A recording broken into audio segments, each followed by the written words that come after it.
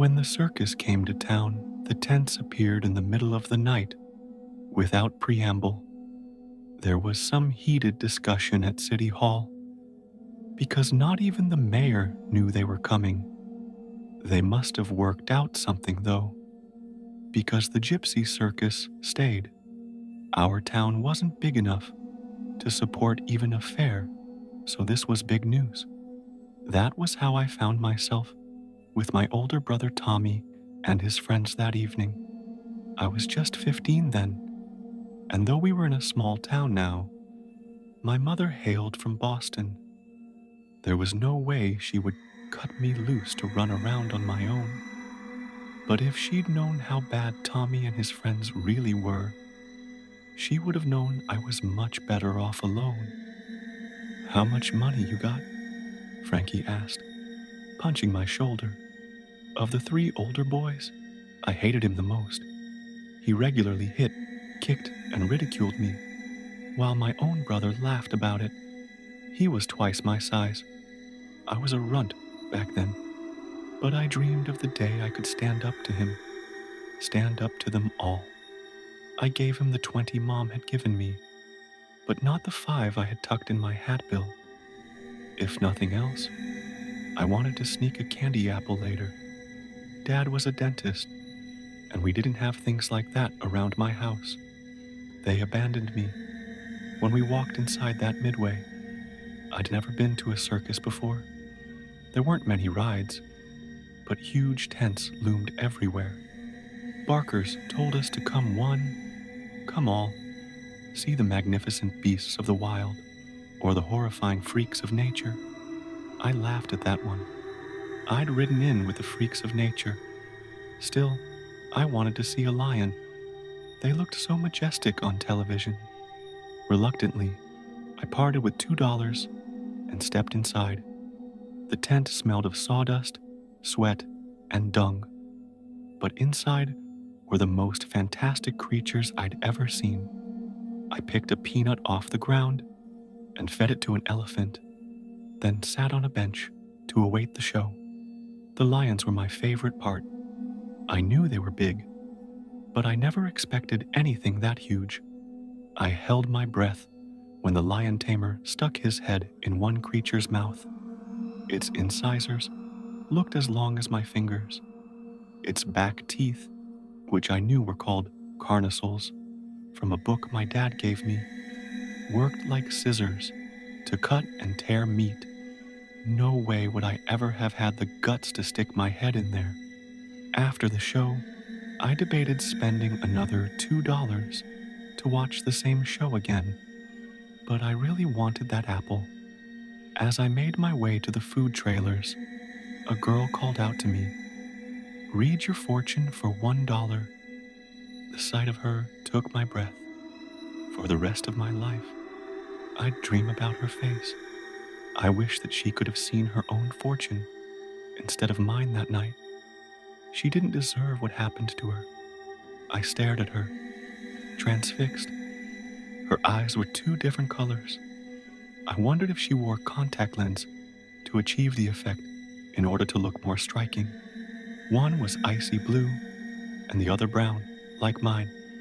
The effect was jarring, even more so because she was lovely. Long black hair, full lips, dressed like a genie from a TV show, with her smooth, tan belly bared. Hormones trumped hunger, and I let her lead me into her tent. She took my palm and stretched it out in front of her. She talked for a while, giving me vague predictions. Then she gave me a long look and said, "You need to stand up for yourself. Do not let others control your fate." I always wondered about that later. If she really saw that, it proved to be good advice. I wish I'd heeded it. She walked me out after my reading, her hand tucked into my arm. "Well, what do we have here?" Frankie boomed. "The little monkey has a girlfriend." Her hand tightened on my arm, and then she smiled. "I'm taking a break." Frankie caught her arm as she tried to walk by, and Tommy and his friend James blocked her. I wanted to tell them to leave her alone, but my voice was a frog hung in my throat. "Hang on," Frankie said. "I got $1. I want my fortune told." Matter of fact, he leered at her. "What will a 10 get me?" To my horror, he grabbed her waist and pulled her against him.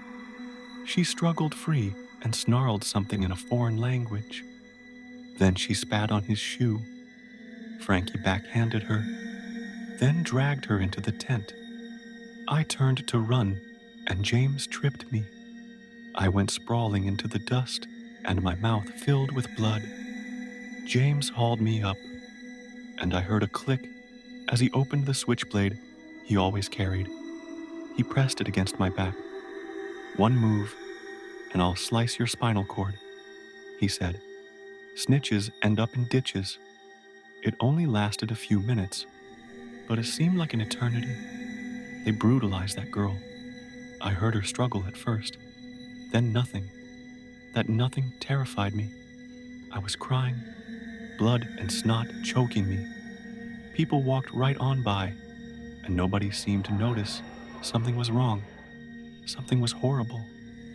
The newspaper said her father found her, naked and beaten in that tent. It was 2 days before she could give the police a description. I was relieved when the police pulled up in front of our house. "Don't you say a word," Tommy hissed, "or I swear on my life, I'll end you." I wish I could say that I spoke up, told the police everything, but I didn't.